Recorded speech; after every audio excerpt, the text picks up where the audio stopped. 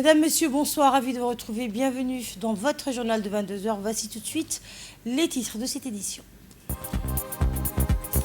Le chef de l'État a reçu ce matin le président du groupe d'amitié parlementaire Djibouti-Turquie pour renforcer les liens de coopération entre les deux pays. Et le président de l'Assemblée nationale a présidé la séance publique de clôture de la première session ordinaire de la 9e législature. Dans l'actualité internationale, Washington et Téhéran amorcent une désescalade avec une rencontre décisive prévue donc à Doha pour poursuivre le dialogue. Et nous entamons cette édition par ce message de condoléances du président de la République au roi d'Arabie Saoudite. Le président de la République, Ismaël Omar Guelleh, a adressé un message de condoléances à Sa Majesté le roi Salman ben Abdelaziz Al Saoud, gardien des deux saintes mosquées, à la suite du tragique accident d'hélicoptère survenu hier en Arabie Saoudite et ayant causé la mort d'une quinzaine de personnes. Dans son télégramme de condoléances, le chef de l'État a fait part de sa profonde tristesse après avoir appris cette triste nouvelle, exprimant sa solidarité et sa compassion au peuple saoudien, ainsi qu'aux familles et proches des victimes durement éprouvées par cette tragédie. Je vous prie de bien vouloir transmettre au gouvernement et au peuple saoudien, ainsi qu'aux familles, amis et proches des victimes, mes sincères condoléances et l'assurance de ma profonde compassion et de ma solidarité dans cette terrible épreuve, a écrit le président Guelleh. Le chef de l'État a également adressé un message similaire au prince héritier du Royaume d'Arabie Saoudite, son Altesse royale Mohammed ben Salman. Et après ce message de solidarité adressé au Royaume d'Arabie Saoudite, place aux relations internationales et à la coopération bilatérale. Le président de la République a reçu aujourd'hui au Palais de la République une délégation turque de haut niveau venue réaffirmer la solidité du partenariat entre Djibouti et la Turquie. La délégation turque du groupe d'amitié parlementaire Djibouti-Turquie a été conduite par son président Mustafa Al-Qaïs. Au cours de cette audience, ce dernier a remis au chef de l'État un message écrit de son Excellence Recep Tayyip Erdoğan, président de la République de Turquie. Dans cette correspondance, le président turc adresse ses chaleureuses félicitations et ses vœux de santé, de bonheur et de prospérité au président de la République Ismaël Omar Guelleh ainsi qu'au peuple djiboutien à l'occasion de la célébration du 49e anniversaire de l'indépendance nationale. Les échanges entre les deux parties ont porté sur les perspectives de consolidation du partenariat stratégique entre Djibouti et la Turquie, une coopération fondée sur des relations historiques, politiques et économiques solides, unissant les deux pays et leurs peuples. La délégation turque a réaffirmé son engagement à renforcer davantage les relations bilatérales, notamment à travers le développement de la coopération parlementaire et l'identification de nouveaux secteurs de collaboration. Cette rencontre a également permis aux deux parties de réitérer leur attachement à l'excellence des relations d'amitié et de coopération entre la République de Djibouti et la République de Turquie.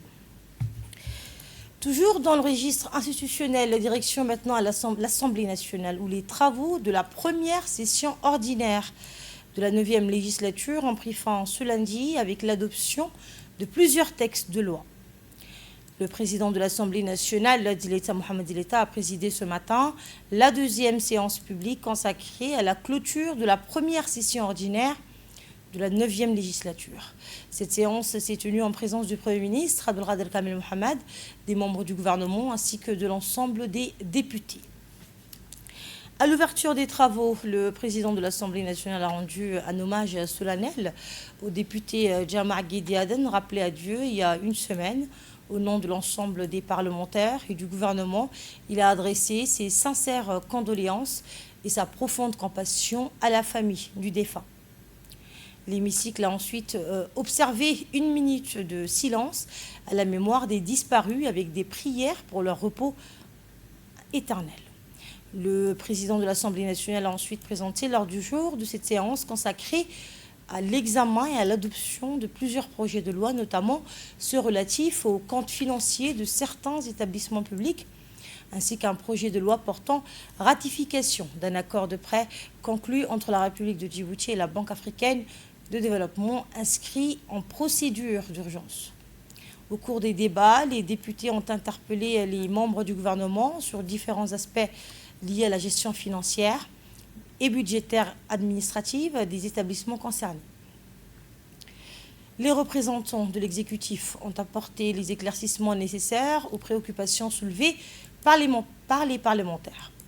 À l'issue des discussions, le Premier ministre est intervenu sur le projet de loi relatif à la LANA, rappelant l'importance du respect des normes en vigueur par les opérateurs économiques.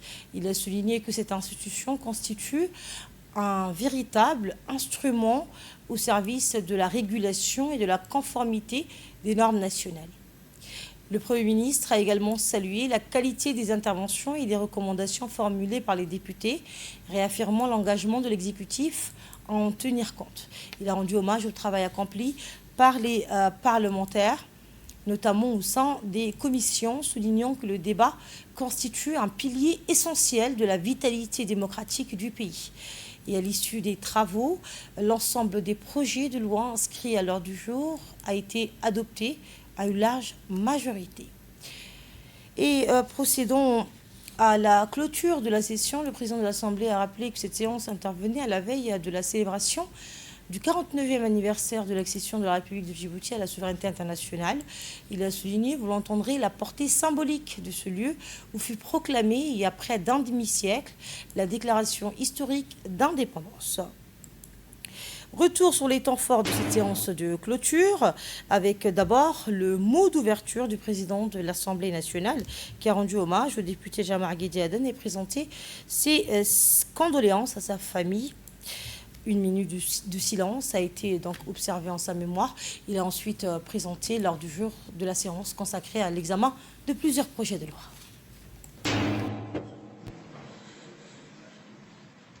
Monsieur le Premier ministre, Mesdames et Messieurs les ministres, Mesdames et Messieurs les parlementaires, Mesdames et Messieurs, je vous souhaite la bienvenue pour la deuxième et dernière séance publique de cette première session ordinaire 2026. Avant de lancer le déroulement de la plénière, les députés et moi-même, aux côtés des membres du gouvernement, nous tenons à exprimer nos sincères et fraternelles compassions à l'endroit de la famille du député Jamar Guédi Aden, décédé il y a une semaine.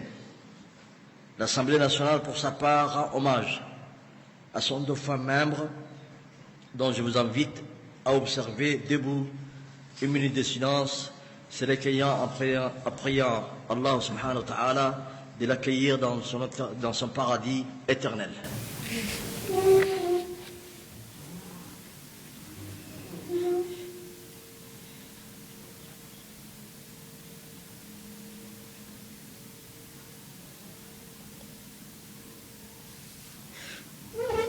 Inna lillahi wa inna ilayhi raji'un. Concernant le déroulement de la plénière d'aujourd'hui, l'ordre du jour comporte 12 projets de loi, à savoir projet de loi 211 AN 25 9e législative portant approbation des comptes financiers de l'exercice 2024 de l'École nationale d'études judiciaires, projet de loi 217 AN 26 9e législature portant approbation des comptes financiers de la Société internationale hydrocarbures de Djibouti pour l'exercice 2023. Projet de loi 218 AN 26 9e législative portant approbation de comptes financiers de la Société internationale des hydrocarbures de Djibouti pour l'exercice 2024. Projet de loi 221 AN 26 9e législative portant approbation de comptes financiers de l'Agence nationale du tourisme de Djibouti ANT pour l'exercice 2023. Projet de loi 222 AN 26 9e législative portant adoption des comptes financiers de l'Agence nationale du tourisme pour l'exercice 2024. Projet de loi 224 AN 26 9e législative portant approbation des comptes financiers pour l'exercice 2024 des laboratoires national d'analyse alimentaire LANA. Projet de loi 226 AN 26 9e législative portant approbation des comptes financiers de l'ENED pour l'exercice 2024. Projet de loi 227 AN 26 9e législative portant un statut des artistes, portant le projet de loi 229 AN 26 9e législative portant approbation des comptes financiers de l'Agence nationale de la promotion des sports pour l'exercice 2023. 10e projet de loi 230 AN 26 9e législative portant approbation des comptes financiers de l'Agence nationale de la promotion des sports ANPS pour l'exercice 2024. Projet de loi 231 AN 26 9e législative portant approbation des comptes financiers d'électricité de Djibouti pour l'exercice 2023. Projet de loi 232 AN 26 9e législative portant ratification de l'accord des prêts entre la République de Djibouti et la Banque africaine de développement. Et au cours de cette séance, les députés ont également interpellé les membres du gouvernement sur plusieurs dossiers inscrits à l'ordre du jour. Les députés ont échangé avec les membres du gouvernement sur les textes inscrits à l'ordre du jour, notamment les comptes financiers de plusieurs établissements publics et l'accord de prêt avec la Banque africaine de développement. L'exécutif a apporté les éclaircissements nécessaires aux préoccupations soulevées. Accueillons favorablement la programmation de l'approvisionnement en eau du secteur Goubet à partir du PK51. En effet, une adduction d'eau acheminant l'eau du forage du PK51 vers le village de Laïta et Goubet est en cours de réalisation. Entre le PK51 et le plateau du Hamed, il y a une pente importante. Plusieurs questions par rapport à ça. En circulant, en faisant la route, moi j'ai vu un tuyau de diamètre faible. Donc la question c'est quel sera le diamètre du tuyau qui alimente l'Aïta. Deuxièmement, est-ce qu'il y a une station de relevage? Troisièmement, il faut alimenter maintenant les camions citernes alimentent les petits campements qui sont sur la route. Et le même système, puisqu'il y a l'adduction qui va passer devant, il faut aussi que les gens soient alimentaires sur la route. Merci. Honorable député, on ne peut pas mettre une station de relevage. Déjà, il y a un moteur. On met une station de relevage quand il s'agit d'un écoulement naturel. Là, on peut mettre une station de relevage pour relever le niveau. Mais déjà, il y a une pompe en amont qui pompe l'eau potable. On ne peut pas mettre une station de relevage. Le diamètre de cette conduite, normalement, les diamètres, honorable député, quand on parle de diamètre, quand il s'agit d'un refoulement avec une pompe, le diamètre doit être très petit. Sinon, on a une perte de charge. Ce n'est pas possible. Vous ne pouvez pas, de l'autre côté, on va avoir beaucoup d'eau. Et la conduite risque de se briser. Si vous voulez exactement le diamètre de cette conduite, vous pouvez venir me voir. On va essayer de voir ensemble et je vais appeler les techniciens qui sont responsables. En ce qui s'agit du camion citerne, s'il n'y a pas d'autre solution pour l'instant, on va les alimenter avec les camions citernes en attendant de trouver une solution pérenne. Je vous remercie. Artistique et un accès au travail décent. Sachant que les artistes généralement se plaignant de l'absence de couverture sociale sous prétexte que leur métier ne leur permet pas d'accéder à un travail décent et à une rémunération pouvant couvrir leurs besoins fondamentaux. Poser la question sur la protection des droits et des libertés indispensables à la création artistique et un accès au travail décent. C'est la raison pour laquelle même on a décidé de créer ces statuts des artistes. Parce que grâce à ces statuts, les artistes pourront vivre décemment.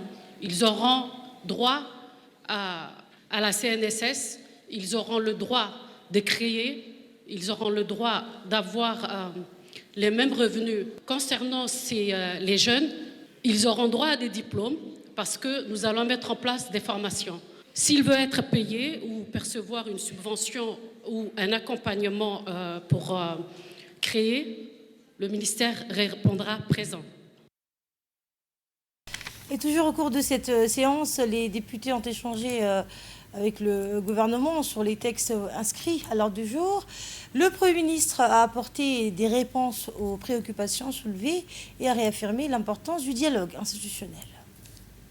Les réformes que nous avons demandées, c'est que lorsque le gouvernement a mis en place l'agence de normalisation, qui normalement va mettre en place les normes à Djibouti, pour tout produit consommable à Djibouti, avant son importation, nous avons présumé que le laboratoire, l'ELANA, soit l'agence de préférence qui va travailler avec l'agence de normalisation pour définir la norme et ainsi, avant que chaque importateur djiboutien importe les produits en question, puisse soumettre au LANA et que le LANA, une fois et après avoir donné son accord, que le commerçant puisse importer au lieu que le commerçant importe et soit pénalisé au niveau des entrées des frontières. Voilà, merci. L'agence des normes qui ne fait que éditer les normes. Tout commerçant, toute personne ou bien qui veut importer des choses doit se conformer à ces normes. Ce n'est pas le LANA. Le LANA, elle est le bras armé de l'agence des normes. C'est-à-dire que si des produits sont importés et qui ne sont pas conformes aux normes qui sont en place, le LANA peut refuser, même s'ils arrivent au port. Parce que les commerçants ou les entreprises qui importent doivent se conformer aux normes en vigueur. Et à l'issue des débats, le Premier ministre a salué la qualité des échanges et réaffirmé l'importance du dialogue entre le gouvernement et le Parlement. Le Premier ministre. Dernière séance publique de la première session ordinaire du 9e législature de l'année 2026 qui se termine aujourd'hui, suite à nos délibérations, largement accompli sa mission. Elle a été caractérisée par une intensité des exigences témoignant totalement de la vitalité de notre vie démocratique et l'attachement constant à nos principes républicains. Vous avez su démontrer tout au long de ces séances le fondement des valeurs démocratiques intrinsèques qui vous animent et donne toute son énergie à cette Assemblée à travers les débats qui, je voudrais le souligner, ont été marqués par la libre expression, sérénité et respect mutuel des idées des uns et des autres. Aujourd'hui, nous avons passé en revue 12 projets de loi qui concernent essentiellement l'adoption de comptes financiers des divers organismes publics, contribuant ainsi à renforcer le contrôle parlementaire et la totale transparence face à vous. Ainsi, à l'occasion de la clôture de cette première session ordinaire, je voudrais saluer le travail accompli par chacune et chacun d'entre vous, les débats souvent passionnés, l'examen minutieux des dossiers et la participation active et soutenue dans les diverses commissions manifestent explicitement que le Parlement constitue et restera le cœur palpitant de notre République. Mesdames et Messieurs les députés, je voudrais également, à cette occasion, saluer l'engagement collectif que tous les parlementaires de quelque bord qu'ils soient ont apporté à la candidature du président Ismaïl Omar Guelleh lors de la récente élection présidentielle que notre pays a connue.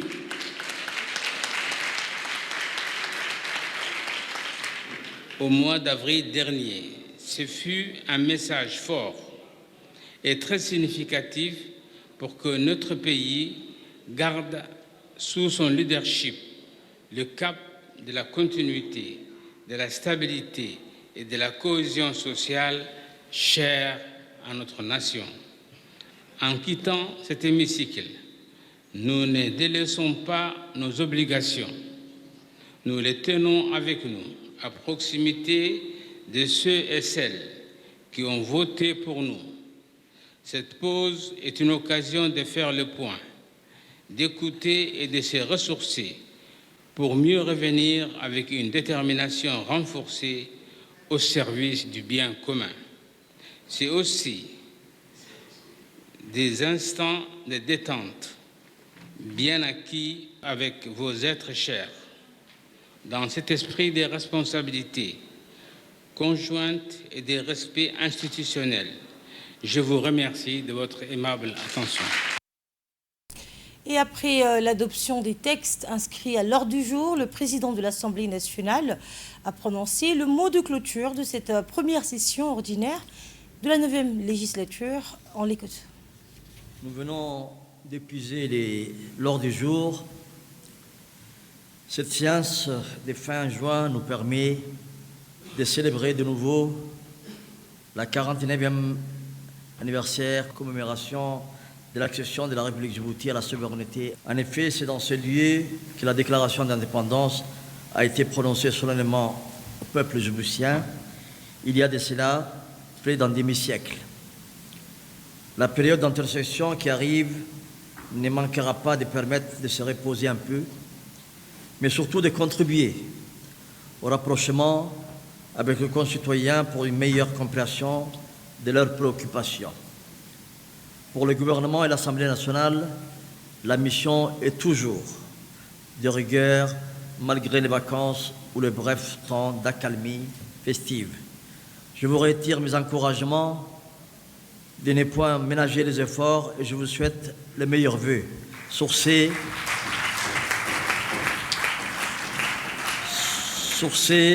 la séance est levée. Et de l'action parlementaire aux politiques sociales, le gouvernement poursuit ses initiatives en faveur de la protection des travailleurs sous le haut patronage du ministre du Travail, M. Youn Sali Guedi. Un atelier de formation de 4 jours consacré à la sécurité et à la santé au travail s'est tenu au Kempinski Palace Hotel.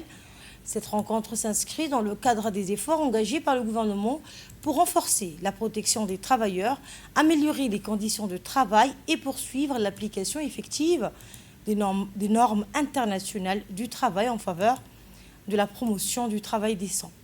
Réunissant les principaux acteurs du monde professionnel, cet atelier a rassemblé des représentants des organisations syndicales, des institutions chargées de la protection sociale, de l'Organisation internationale du travail, des structures nationales de prévention des risques professionnels ainsi que du secteur privé. Écoutez la représentante de l'Organisation internationale du travail ici à Djibouti. Remerciements au ministère du Travail chargé de la formalisation de la protection sociale pour son engagement résolu en faveur de la promotion du travail décent et de l'amélioration continue des conditions de travail.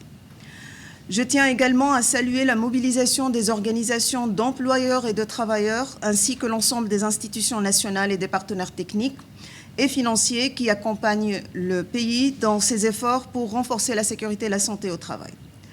Cette mobilisation collective témoigne d'une prise de conscience croissante que la prévention des risques professionnels constitue non seulement un impératif de protection des travailleurs, mais également un levier essentiel de productivité, de compétitivité des entreprises, de cohésion sociale et de développement durable. Et de son côté, le ministre du Travail, M. Youn Sali Guedi, a souligné que la mise en place d'un système national performant de sécurité de santé au travail constitue une priorité pour le gouvernement. Nous l'écoutons. Nous prenons part à l'ouverture de cet atelier tripartite consacré à la promotion de la sécurité et de la santé au travail en République Djibouti. Permettez-moi, avant toute chose, de remercier chaleureusement le Bureau international du travail pour son accompagnement constant et son engagement aux côtés du gouvernement dans la mise en œuvre des normes internationales du travail et de la promotion du travail décent. Je tiens également à saluer la présence des partenaires sociaux, dont l'implication demeure essentielle pour la réussite de toute réforme visant à améliorer les conditions de travail et à renforcer la protection des travailleurs. Mesdames et messieurs, la sécurité et la santé au travail ne sauraient être considérées comme une simple obligation réglementaire. Elle constitue un impératif national, un droit fondamental reconnu à chaque travailleur et un indicateur majeur du niveau de développement d'une nation. Une économie moderne et compétitive ne peut se construire durablement sans garantir aux travailleurs des conditions de travail sûres, salubres et respectueuses de leur intégrité physique et morale. La protection du travailleur demeure au cœur de l'action publique. Elle traduit la volonté de l'État de placer la personne humaine au centre du processus de développement économique et social. Dans cette vision qui s'inscrivent les orientations éclairées du président de la République, Al-Hajj Ismaël Omar Guelleh, qui a constamment fait du capital humain le levier de transformation de notre pays et de la consolidation de la cohésion sociale.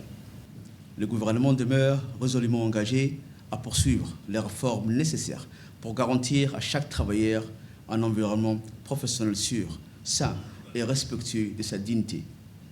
Ensemble, faisons de la sécurité et de la santé au travail non seulement une obligation légale, mais une valeur nationale, un réflexe collectif et un pilier de notre modèle de développement. Sur ces mots, je déclare ouvert les travaux de cet atelier. Et dans le domaine de la santé, une nouvelle étape vient d'être franchie avec l'ouverture officielle au public de l'hôpital Al-Shifa, un établissement appelé à renforcer l'offre de soins spécialisés dans le pays. L'hôpital Al-Shifa a officiellement ouvert ses services au public ce lundi 29 juin. Cette ouverture marque l'entrée en phase opérationnelle de cet établissement hospitalier majeur, inauguré le 28 octobre 2025 par le président de la République. Fruit d'une vision ambitieuse pour la modernisation du système de santé national, l'hôpital Al-Shifa constitue un projet hospitalier de référence en République de Djibouti. Grâce à une infrastructure moderne, des équipements médicaux avancés et des standards de fonctionnement alignés sur les meilleures pratiques internationales. L'établissement entend renforcer l'accès à des soins spécialisés de qualité et adaptés aux besoins de la population. Avec cette ouverture au public, l'hôpital Al-Shifa affirme son rôle d'institution sanitaire de référence, reposant sur des valeurs d'excellence médicale, d'innovation, de sécurité des soins et d'accompagnement personnalisé des patients. L'établissement place la qualité de la prise en charge et la relation de confiance avec les patients, leurs familles et la communauté au cœur de sa mission.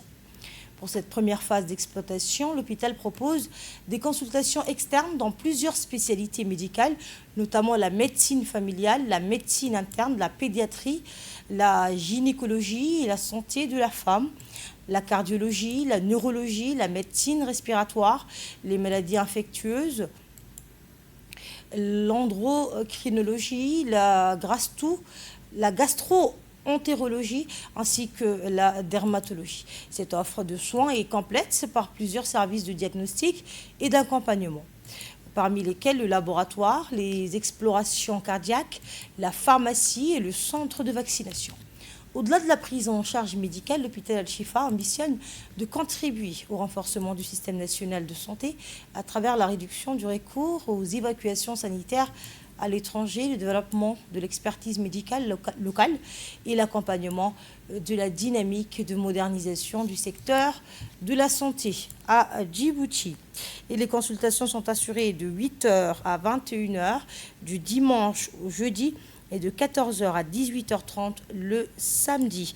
Les informations relatives aux prises de rendez-vous et aux modalités pratiques sont disponibles auprès des canaux officiels de l'hôpital Al-Shifa et de la CNSS. Écoutons la réaction, donc, pour plus de précision, de la directrice générale de la CNSS. L'inauguration en compagnie du chef de l'État le 28 octobre 2025. Et nous avons donc pris le temps de pouvoir élaborer un parcours de soins patients qui soit à la hauteur des attentes de notre population et à la hauteur des exigences médicales. Maintenant, cet hôpital est ouvert, donc il va démarrer ses activités, les premières activités en matière de consultation, de spécialité. Et au fur et à mesure, donc, des nouveaux services seront rajoutés jusqu'à une ouverture complète en fin d'année 2026, Inch'Allah. L'hôpital Al-Shifa est un hôpital qui a été designé pour être aux standards internationaux et répondre aux besoins les plus pressants de notre population en matière de soins hospitaliers. Nous espérons aussi que cet hôpital-là pourra réduire drastiquement les évacuations sanitaires qui se faisaient à l'extérieur du pays. Donc à terme, cet hôpital-là aura un impact significatif au niveau des offres de soins à Djibouti et nous espérons que le public sera présent et au rendez-vous pour le soutenir. Et nous restons dans le domaine des services publics avec cette fois l'actualité judiciaire. Une cérémonie solennelle s'est tenue à la Cour d'appel de Djibouti à l'occasion de la prestation de serment d'un nouveau membre du barreau. Eh bien, une cérémonie de prestation de serment s'est déroulée ce matin devant la Cour d'appel de Djibouti, au cours de laquelle M. Issam Khaled Abdallah a prêté serment en qualité d'avocat, s'engageant à exercer sa nouvelle mission dans le respect des procédures, des règles et des lois en vigueur en République de Djibouti. L'intéressé n'est pas un inconnu du système judiciaire djiboutien. Il y a exercé pendant près de 15 années, de 2011 à 2026, les fonctions de magistrat au tribunal de première instance, notamment en qualité de juge d'instruction et de juge de l'application des peines. Fort de cette solide expérience, M. Issam Khaled Abdallah s'est distingué par son professionnalisme, sa rigueur et son sens de l'écoute, aussi bien auprès des justiciables que des différentes parties engagées dans les procédures judiciaires. Après ce parcours consacré à la magistrature, il ouvre aujourd'hui une nouvelle page de sa carrière en rejoignant le barreau de Djibouti pour exercer la profession d'avocat. La cérémonie s'est déroulée en présence de sa famille, de ses proches, ainsi que de nombreux magistrats et avocats venus témoigner de leur soutien à cette nouvelle étape de son parcours professionnel. Place désormais aux célébrations du 49e anniversaire de l'indépendance nationale à travers les régions de l'intérieur du pays. Direction Arta, où la population a célébré avec ferveur cette date historique. À l'instar de leurs compatriotes de la capitale et des autres régions du pays, les habitants de la ville d'Arta ont célébré avec ferveur le 49e anniversaire de l'indépendance nationale. La cérémonie commémorative s'est déroulée sur l'esplanade de la préfecture dans une ambiance marquée par la fierté et l'attachement au symbole de la nation. La célébration a débuté dans la nuit du 27 juin, communément appelée la nuit du drapeau, qui rappelle le moment historique où en 1977 le drapeau national a été hissé pour la première fois, marquant l'accession de Djibouti à la souveraineté. La cérémonie a été présidée par le ministre de l'Enseignement supérieur, Dr Nabil Mohamed, en présence du préfet de la région d'Arta, Hassan Dabali, et du président du conseil régional, Elmi Bouhgoud Adé, ainsi que de plusieurs députés de l'Assemblée nationale. Cette édition 2026 a été marquée par la projection de plusieurs documentaires retraçant les grandes étapes de l'histoire de notre pays, de la période coloniale jusqu'au processus ayant conduit à l'indépendance nationale. Et à minuit, le drapeau national a été solennellement hissé sous les regards des autorités, des forces vives de la nation et des citoyens venus célébrer ce moment symbolique. Regardez.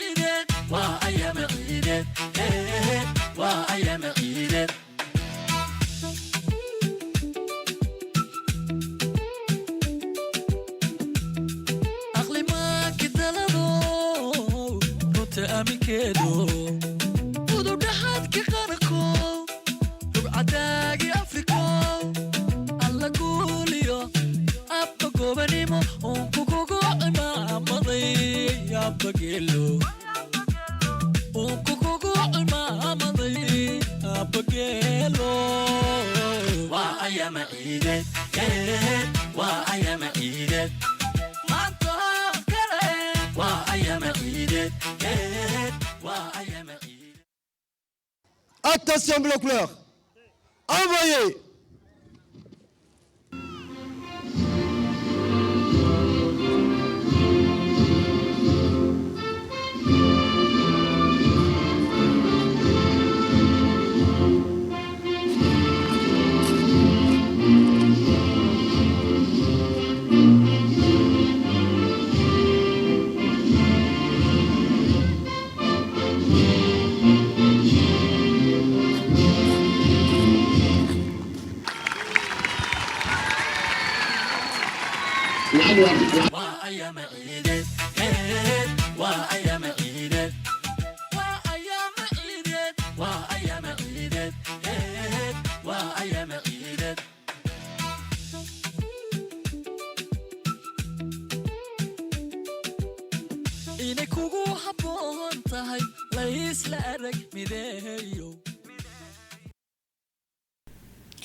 Et des discours patriotiques ont ensuite marqué la cérémonie, rendant hommage aux martyrs de l'indépendance et formulant des vœux de paix, de progrès et de prospérité pour la République de Djibouti.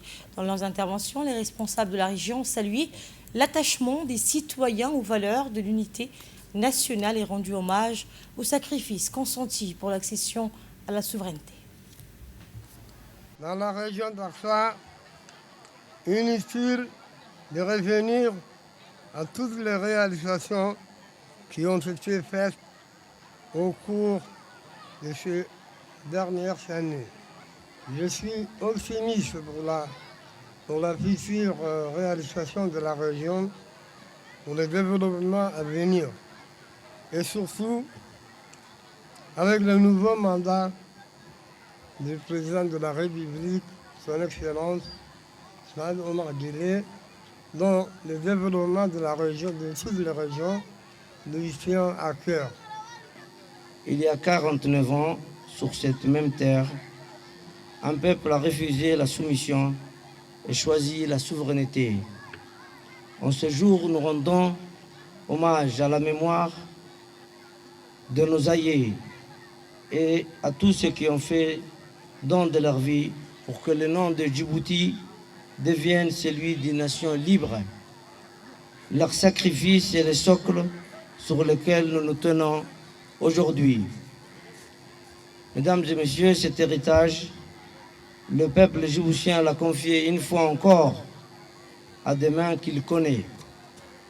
Depuis 1999, son Excellence, M. Ismaël Omar Guelleh, préside aux destinées de notre nation avec constance et vision. Ports, routes, eau, électricité, écoles, hôpitaux, travail social en faveur de plus vulnérables. Chaque acquis témoigne d'une présidence qui a transformé les promesses en réalisation. Le 10 avril dernier, le peuple djiboutien lui a renouvelé sa confiance avec une force et une clarté qui ne laissent aucune place au doute. C'est cette même confiance qui nous rassemble aujourd'hui. Cette confiance, le monde la regarde et la respecte. Au carrefour de la mer Rouge et de l'océan Indien, notre pays occupe une position que peu de nations peuvent revendiquer. Notre diplomatie a su transformer cette position géostratégique en autorité morale et en force de stabilité régionale. Et président de cette cérémonie, le ministre de l'Enseignement supérieur et de la Recherche, Dr Nabil Mohamed Ahmed, a également pris la parole pour rappeler la portée historique du 27 juin et l'importance de préserver la mémoire nationale tout en œuvrant pour l'avenir du pays. Je propose de l'écouter. C'est pour moi un immense honneur et une profonde émotion de me trouver aujourd'hui, ce soir, parmi vous, ici à Arta, pour la deuxième fois, pour célébrer ensemble le 49e anniversaire de l'indépendance de notre chère République de Djibouti. En cette soirée historique, je tiens à présenter mes salutations au président de la République, son Excellence Ismaël Omar Guelleh, et à son épouse, Madame Khadra Mahmoud Haid, et leur souhaiter une très bonne fête de l'indépendance. Je tiens à saluer tous ceux qui sont présents ce soir et toute la population artawi et la population de Djibouti. En ce jour de commémoration, nos pensées se tournent d'abord avec respect, avec gratitude vers celles et ceux, connus ou anonymes, qui ont œuvré, parfois au prix de leur vie, pour que Djibouti accède à la souveraineté et inscrive son nom parmi les nations libres. Leur courage et leur détermination demeurent une source d'inspiration pour chacun d'entre nous. Depuis ce 27 juin 1977, notre pays a tracé son chemin. Un chemin remarquable. Malgré les défis, nous avons su préserver notre unité, bâtir des institutions solides et engager Djibouti sur la voie du développement, sur la voie de la modernisation et de la stabilité. Ce progrès, nous le devons à la sagesse de notre peuple, à la vision éclairée de notre président, son Excellence Ismaël Omar Guelleh, et à l'engagement sans faille des fils et des filles de notre nation. Et au lendemain de cette cérémonie commémorative, dès les premières heures de la matinée, les différentes unités stationnées dans la région, notamment les élèves officiers de l'Académie militaire interarmée d'Arta, le régiment d'action rapide, ainsi que plusieurs unités de la gendarmerie nationale se sont mobilisés pour cette grande parade. Sur la place officielle, une foule nombreuse s'est rassemblée pour assister à cet événement, symbolisant la discipline, l'engagement et le professionnalisme des forces armées djiboutiennes. À l'arrivée des autorités, le préfet de la région d'Arta, M. Hassan Dabale, accompagné du président du conseil régional, Elmi Bouh-Goutadeh, a accueilli le ministre de l'Enseignement supérieur et de la Recherche, Dr Nabil Mohamed Ahmed, représentant le gouvernement. Le ministre, aux côtés des autorités locales et des responsables militaires, a procédé aux honneurs au drapeau national avant d'effectuer la revue des troupes, donnant ainsi le coup d'envoi du défilé.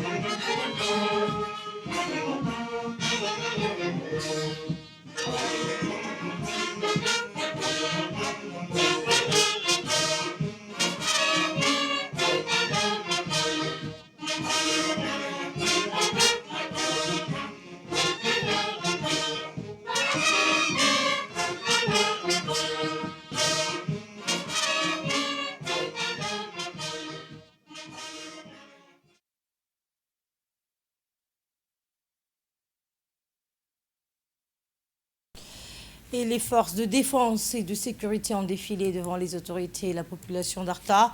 Le coup d'envoi du défilé militaire a été donné par un groupe d'officiers mixtes composé de militaires et de gendarmes, marquant ainsi la célébration du 49e anniversaire de l'indépendance nationale. Les élèves officiers de l'Académie militaire interarmée d'Arta ont ensuite ouvert la marche sous le commandement de leur chef de corps. Ils ont défilé avec discipline et fierté, arborant leur uniforme sous les applaudissements de la foule présente. Les différentes unités de la gendarmerie nationale ont ensuite pris le relais, notamment les escadrons de sécurité routière et de justice stationnés dans la région d'Arta, offrant une démonstration remarquable de leur professionnalisme et de leur engagement. Les composantes des forces de défense et de sécurité se sont succédées au rythme du défilé, mettant en avant en valeur la diversité des unités et leur capacité opérationnelle. Le moment fort de cette parade a été l'entrée des commandos du régiment d'action rapide, dont la prestation a suscité l'admiration du public. Avec leur parfaite coordination et leur maîtrise technique, les éléments du RAR ont illustré le haut niveau de préparation des unités spécialisées djiboutiennes, composées de militaires formés aux interventions rapides dans différents domaines, notamment les opérations aéroportées, l'infanterie, les opérations maritimes et les techniques de combat rapprochées. Le RAR participe également à des missions de maintien de la paix aux côtés de partenaires internationaux. Lors de leur passage devant la tribune, l'émotion et la fierté étaient visibles parmi les spectateurs. La cérémonie s'est achevée avec le passage des véhicules des services régionaux d'Arta, notamment les ambulances, les véhicules des services déconcentrés, ainsi que les moyens dédiés à la voirie et aux interventions des sapeurs-pompiers. Après le défilé des troupes à pied, place a été donnée aux moyens roulants des forces armées de défense, des forces de défense et de sécurité.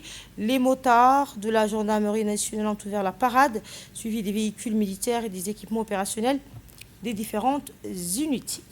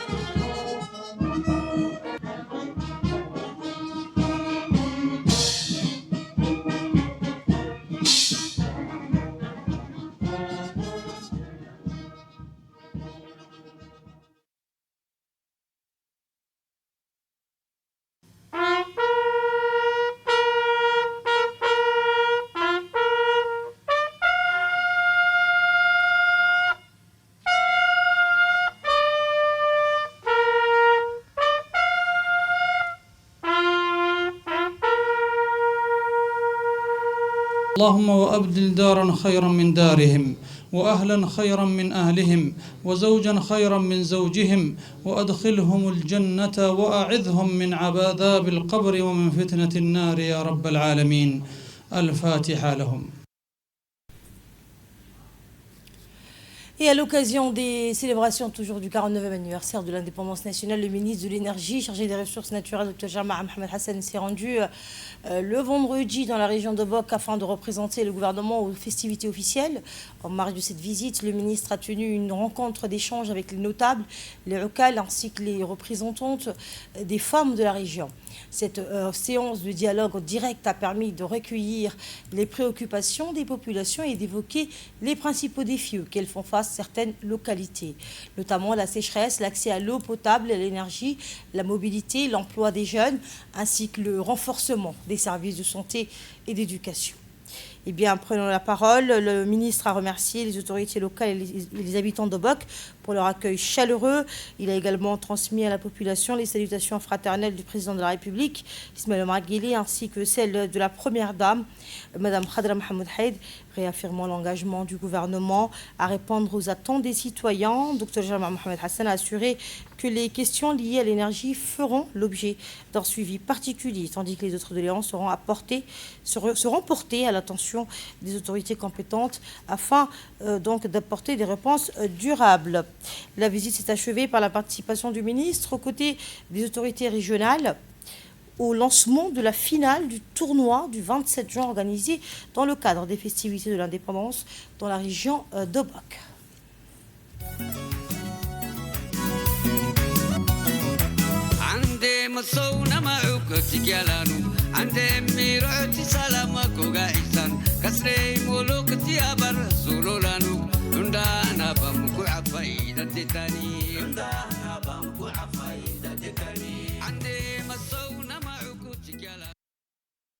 Et pour clore cette édition, place à l'actualité internationale avec les derniers développements dans les relations entre Washington et Téhéran. Après plusieurs jours de tension, les États-Unis et l'Iran semblent amorcer une phase de désescalade avec la poursuite des discussions diplomatiques autour du mémorandum d'entente conclu entre les deux parties. Voilà pour l'essentiel de l'actualité. Merci d'avoir suivi cette édition. Restez avec nous pour la suite de vos programmes.